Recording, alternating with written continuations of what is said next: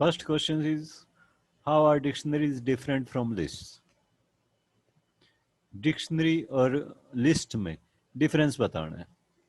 The dictionary is similar to list in the sense that it is also a collection of data items just like lists. Dictionary भी उस sense में तो similar है कि दोनों ही collections होती हैं डाटा आइटम्स की, लिस्ट भी और डिक्शनरी भी. But it is different from list in the sense that lists are sequential collections and dictionaries are non-sequential collections. Difference क्या है? जो लिस्ट होती हैं वो क्या होती हैं? सीक्वेंशियल कलेक्शन, मतलब एक ऑर्डर में होती हैं. फर्स्ट आइटम हमेशा 0 इंडेक्स पे होगा, सेकंड आइटम हमेशा 1 इंडेक्स पे होगा and so on. But dictionaries जो है वो अनऑर्डर्ड कलेक्शंस होती हैं, क्योंकि इसमें फर्स्ट आइटम कौन सी होगी हमें कुछ नहीं पता, कोई भी फर्स्ट आइटम हो सकती है. In list, where there is an order associated with the data items because they act as storage units for other objects or variables you have created. List में क्या होता है? एक ऑर्डर होता है, डाटा आइटम्स के साथ एक ऑर्डर एसोसिएटेड होते हैं. But dictionaries are different from lists and tuples because the group of objects they hold are not in any particular order. Dictionaries list और टप्पल दोनों से ही डिफरेंट होती हैं क्योंकि इसमें जो ऑब्जेक्ट्स होल्ड किए जाते हैं, स्टोर किए जाते हैं, वो किसी भी पर्टिकुलर ऑर्डर में नहीं होते. But rather each object has its own unique name. हर एक ऑब्जेक्ट का खुद का एक अलग से नेम होता है जिसको बोला जाता है की. हर एक का अलग से एक की होती है, उस की के अकॉर्डिंग वह स्टोर की जाते हैं और वो भी किसी ऑर्डर में नहीं होते. ठीक है, किसी भी ऑर्डर में स्टोर हो सकते हैं. तो ये डिफरेंस बताया हुआ है.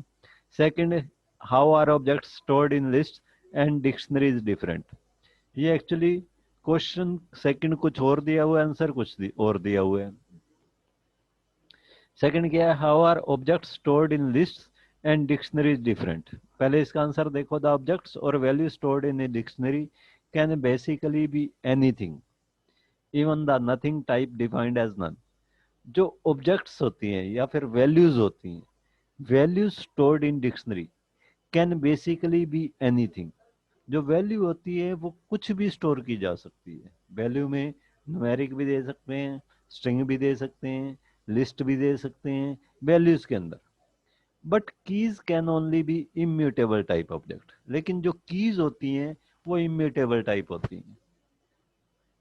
जो वैल्यूज हैं वो तो म्यूटेबल भी हो सकती हैं, इम्यूटेबल भी हो सकती हैं, लेकिन की क्या होती है? हमेशा ही इम्यूटेबल टाइप ऑब्जेक्ट्स होती हैं. यानी कि स्ट्रिंग हो गए, टप्पल्स हो गए, इंटीजर्स हो गए, ये एज ए की यूज कर सकते हैं. हम एक लिस्ट को एज ए की यूज नहीं कर सकते. इसी तरह एक डिक्शनरी को भी एज ए की यूज नहीं कर सकते. ठीक है, तो ये क्वेश्चन क्या होना चाहिए था? क्वेश्चन होना चाहिए, how are object stored in key and value are different in a dictionary. ये क्वेश्चन होना चाहिए था. ये क्वेश्चन गलत लिखा हुआ है. अगर ये क्वेश्चन आ जाता है तो हम ये कह सकते हैं, object stored in list are in a particular order, but object stored in a dictionary are not in a sequential order, और you can say not in any order. ठीक है. अच्छा, third question is, when are dictionaries more useful than list. Dictionaries list से ज्यादा useful कब होती है? इसका आंसर क्या है? Dictionaries can be much more useful than list. Dictionary बहुत ज्यादा यूजफुल हो सकती है लिस्ट की बजाय. फॉर एग्जांपल, इन सम, आगे ये भी लिख सकते हैं, इन सम पर्टिकुलर सिचुएशंस. कुछ पर्टिकुलर सिचुएशंस में डिक्शनरीज बहुत ज्यादा यूजफुल होती हैं लिस्ट की बजाय. For example, suppose we wanted to store all our friends cell phone number. मान लो हम अपने सभी फ्रेंड्स का सेल फोन नंबर स्टोर करना चाहते हैं. We would create a list of pairs. तो हम या तो पेयर्स का लिस्ट क्रिएट करेंगे, name of friend and phone number. But once this list becomes long enough, अब मान लो हमने एक लिस्ट क्रिएट कर दी.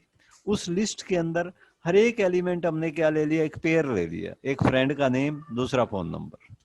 तो पहला फ्रेंड 0 इंडेक्स पे आ जाएगा, पहले फ्रेंड का पेयर दूसरे पेयर फ्रेंड का पेयर 1 इंडेक्स पे आ जाएगा, लेकिन किस फ्रेंड का किस इंडेक्स पे है ये हमें याद रखना पड़ेगा, ये हमें याद रखना पड़ेगा, ठीक है।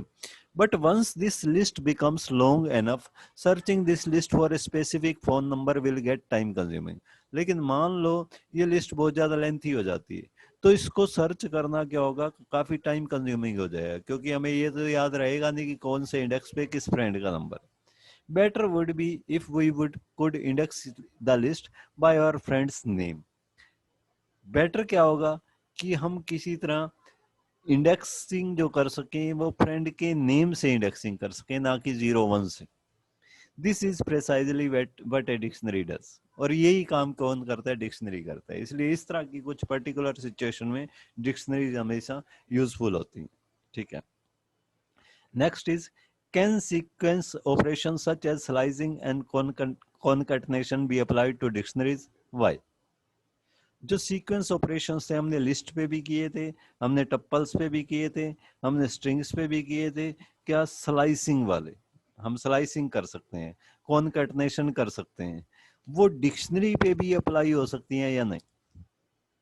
हो सकती हैं तो क्यों हो सकती हैं, नहीं हो सकती तो क्यों नहीं हो सकती? तो इसका क्या आंसर आएगा? No. Sequence operations like slicing and concatenation cannot be applied on dictionaries.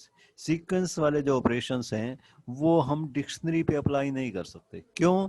क्योंकि ये किसी ऑर्डर में होती ही नहीं। वहां तो हम स्लाइसिंग इस तरह से करते थे, 0 इंडेक्स से लेके 4th इंडेक्स, ठीक है। अब यहाँ कोई ऑर्डर तो होता ही नहीं, हमें ये पता ही नहीं है कि कौन से ऑब्जेक्ट कौन से नंबर पे स्टोर्ड है, तो इसलिए इसमें स्लाइसिंग पॉसिबल नहीं।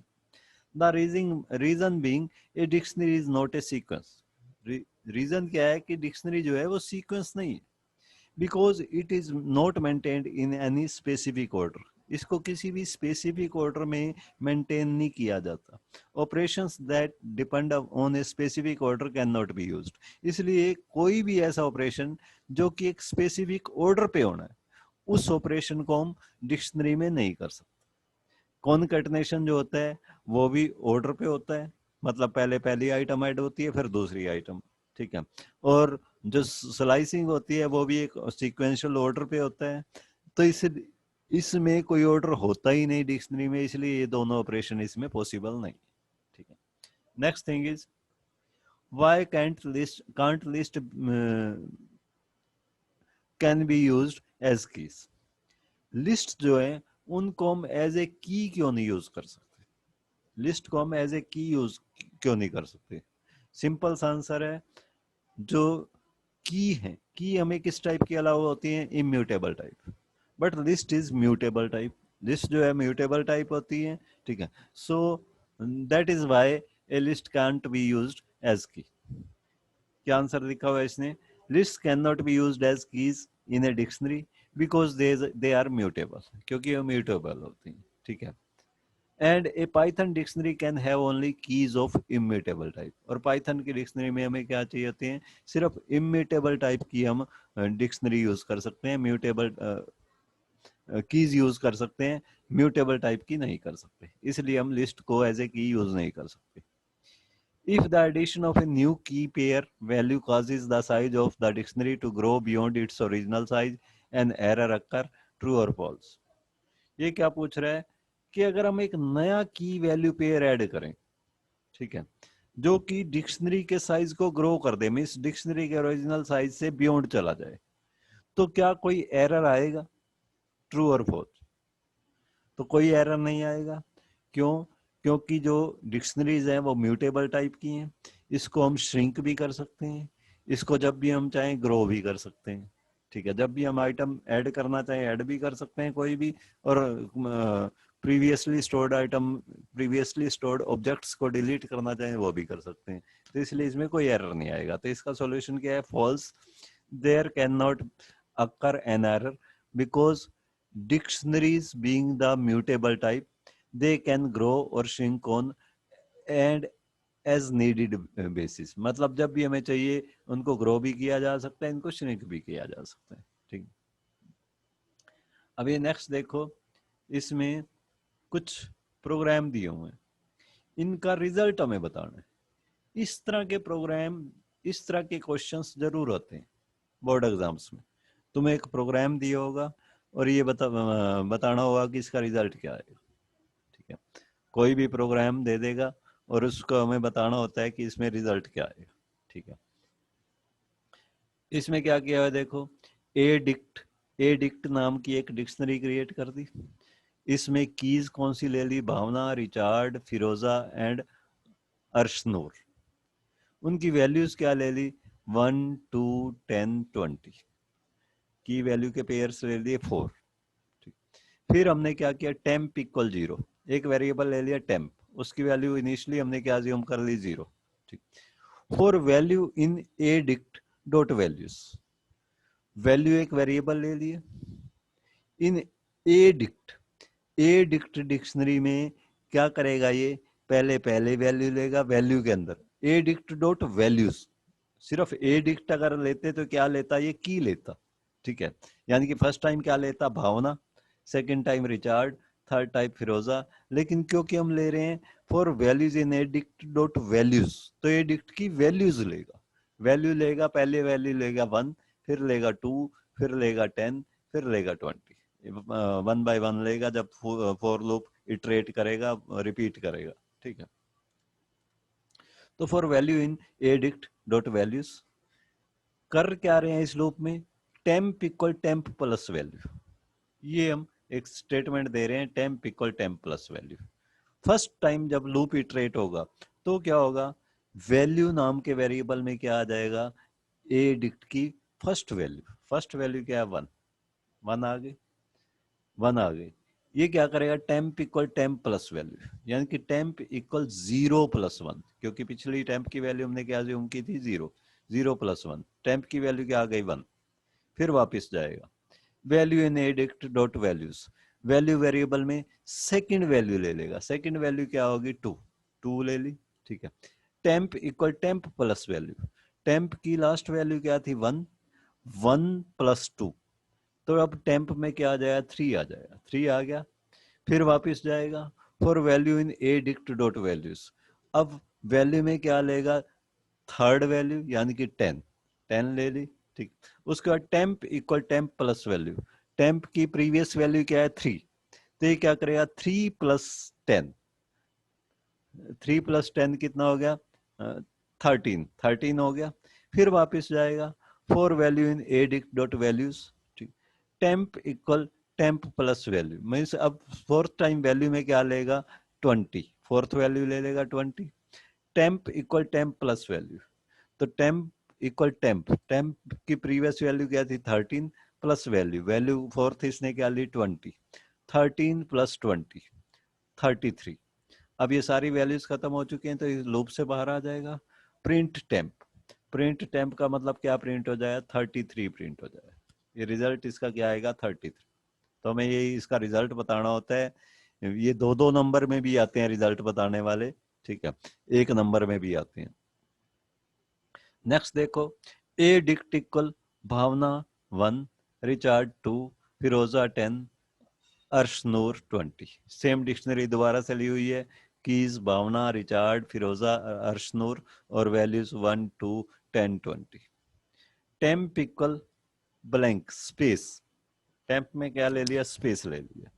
ठीक है, फॉर की इन एडिक्ट, अब की एक वेरिएबल ले लिया, इन एडिक्ट, एडिक्ट वाली डिक्शनरी की पहली की लेगा पहले की वेरिएबल में, फिर दूसरी की लेगा की वेरिएबल में, फिर तीसरी की लेगा की वेरिएबल में, फिर चौथी, मतलब जितनी बार इटरेट करेगा हर बार नेक्स्ट की लेगा, क्योंकि हम सिर्फ एडिक्ट यूज कर रहे हैं, एडिक्ट डॉट वैल्यू नहीं यूज कर रहे। एडिक्ट डॉट वैल्यू लेंगे तो वैल्यू लेता है, एडिक्ट सिर्फ लेंगे, डिक्शनरी का नेम लेंगे तो क्या लेता है, की लेता है। इफ टेम्प लेस देन की, चेक करेगा टेम्प की से कम है, फर्स्ट टाइम की में क्या आएगा, जब ये फर्स्ट टाइम लूप इटरेट होगा की वेरिएबल में क्या स्टोर हो जाएगा, फर्स्ट की यानी कि भावना, भावना। चेक करेगा टेम्प की से कम है, यस। अब स्ट्रिंग वैल्यूज को कैसे कंपेयर करता है, ये हमारा टॉपिक पहले आ चुका है। अगर तो ब्लैंक हो तो उसको तो क्या मान के चलता है, 0 मान के चलता है, नल। ठीक है, टेम्प क्या है, जी ब्लैंक है, तो इसकी वैल्यू तो क्या ज्यूम करेगा, 0। ठीक है। भावना, भावना में क्या करेगा, फर्स्ट कैरेक्टर का स्काई कोड ले लेगा। स्काई कोड ए का होता है 65, बी का क्या हो जाएगा 66। फिर चेक करेगा इफ टेम्प लेस देन की, टेम्प जो है की से कम है, यस, क्योंकि टेम्प तो हमारा 0 हो गया। जब कंपैरिजन होती है स्ट्रिंग टाइप के वेरिएबल की,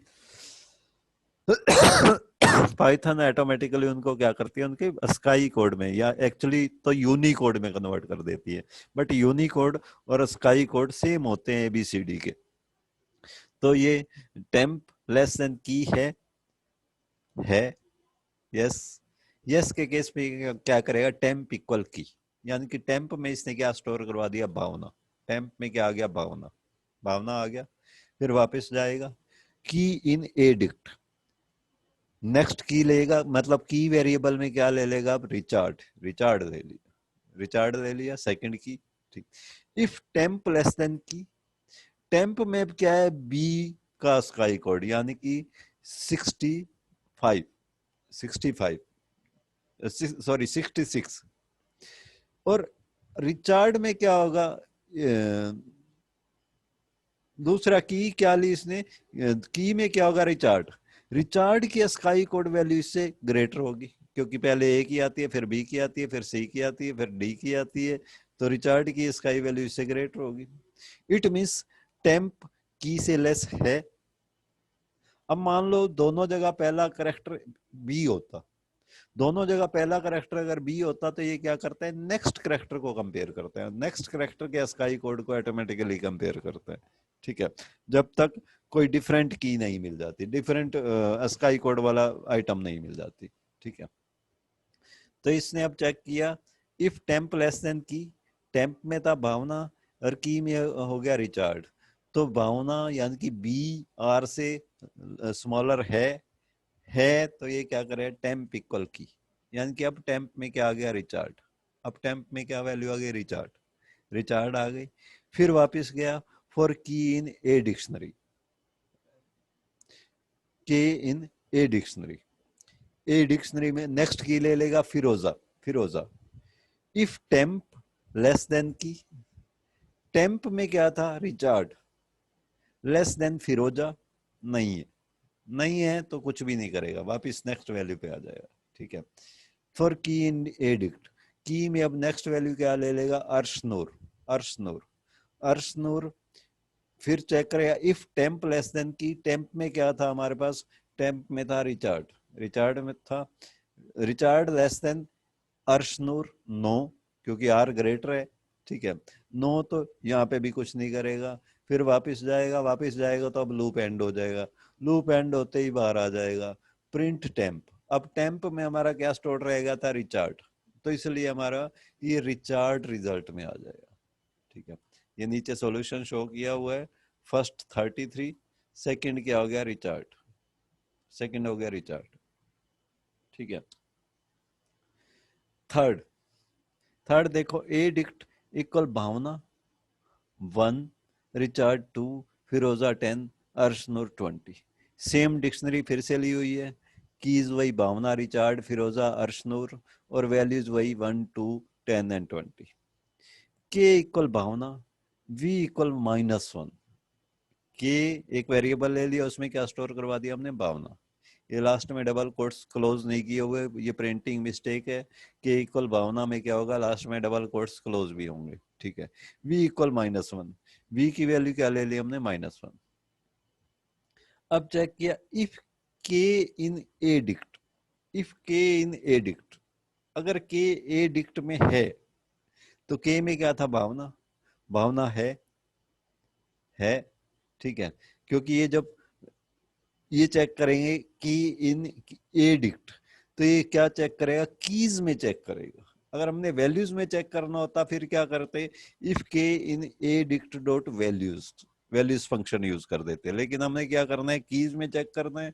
ठीक है, तो हमने चेक किया कि if K in a dict, यानी कि भावना नाम की कोई की ए डिक्ट में है या नहीं है, है तो ये क्या करेगा, ए डिक्ट के इक्वल वी, ए डिक्ट के यानी कि ए डिक्ट के का मतलब भावना, ए डिक्ट भावना की वैल्यू क्या कर देगा, -1 कर देगा। वी हमारा -1 था, -1 कर देगा। ठीक है, मान लो भावना यहाँ पे नहीं होता, नहीं होता है तो ये क्या करता, एक की वैल्यू का पेयर और ऐड कर देता, भावना -1 एक और ऐड हो जाता। अगर नहीं होता तो, है तो चेंज कर देगा ये स्टेटमेंट, और अगर नहीं है तो ये क्या करेगा, ये क्या करता, एक वैल्यू और ऐड कर देता। लेकिन अगर हमने इस स्टेटमेंट के साथ नहीं दिया होता, इफ के इन एडिक्ट, अगर हम सिंपल इस स्टेटमेंट को छोड़ देते, इफ के इन एडिक्ट, सीधा दे देते एडिक्ट के इक्वल वी, तो ये क्या करता, अगर तो भावना है तो उसकी वैल्यू चेंज करके -1 कर देता, अगर नहीं होता, नहीं है इसमें डिक्शनरी में नहीं होती है वैल्यू, तो इसमें ऐड कर देता। बट क्योंकि हमने यहाँ पे क्या लिया, इफ के साथ लिया, इफ के इन एडिक्ट, तो ये क्या करेगा, अगर है तो चेंज करेगा, नहीं है तो नया ऐड नहीं करेगा। ये वाला प्रोग्राम क्या करेगा, अगर है तो चेंज करेगा, नहीं है तो नया ऐड नहीं करेगा, क्योंकि हमने वो एल्स पे पहुंच जाएगा, एल्स पार्ट हमने दिया ही नहीं, तो ये सिंपल इफ यूज कर दिया। ठीक है, तो बट हमारे इस केस में भावना है तो ये क्या कर देगा, भावना की वैल्यू क्या कर देगा, -1 कर देगा, भावना की वैल्यू। तो जब प्रिंट होगा बाकी तो एज इट इज होगा, फर्स्ट जो भावना थी उसकी की वैल्यू क्या हो जाएगी, -1 प्रिंट हो जाएगी, रिचार्ड Y2, फिरोजा 10, अर्शनूर 20। और एक चीज और ध्यान रखनी है, यहाँ पे तो ये उसी ऑर्डर में प्रिंट करके दिखा रहा है जिस ऑर्डर में हम ऊपर स्टोर करवा रहे हैं, जरूरी नहीं है इसी ऑर्डर में प्रिंट हो। भावना -1 लास्ट में भी हो सकता है, और फिरोजा पे फर्स्ट में भी हो सकता है, कहीं पे भी वैल्यू प्रिंट हो सकती है, बिकॉज ये अनऑर्डर्ड होती है डिक्शनरी। ठीक है, next, the membership operator only work with keys of a dictionary. जितना भी हो जाएगा, मेरे ख्याल ये 8th सम तक ही होगा, 2 सम और रह जाएंगे, वो हम कल ही करेंगे। ठीक है, क्योंकि वो थोड़ा डिटेल में भी करने पड़ेंगे, वो बड़े बड़े सम है। आज इसके 8 क्वेश्चंस तक हो जाएंगे, वही काफी है। ठीक, और इसको साथ के साथ पढ़ लिया करो जरूर। The membership operator only work with keys of a dictionary, but to check for the presence of a value in a dictionary you need to write a code. Write a Python program that takes a value and checks whether the given value is part of given dictionary or not. If it is, it should print the corresponding key, otherwise print an error message. ये क्या कर रहे हैं, एक membership operator use करते हैं, कौन से, इन या नोट इन, ये वाले मेंबरशिप ऑपरेटर यूज करते हैं।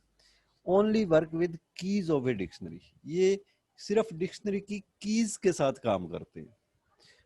मतलब हमेशा क्या ली जाती है, वैल्यू जो वेरिएबल हम उसमें लेके चलते हैं, फॉर के इन डिक्शनरी का नेम, तो उसमें उसकी कीज लेते हैं, but to check for presence of a value.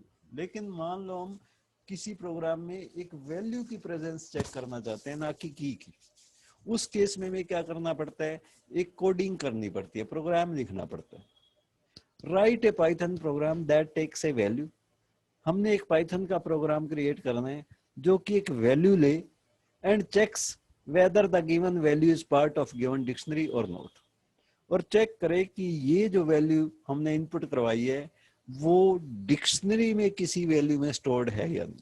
की में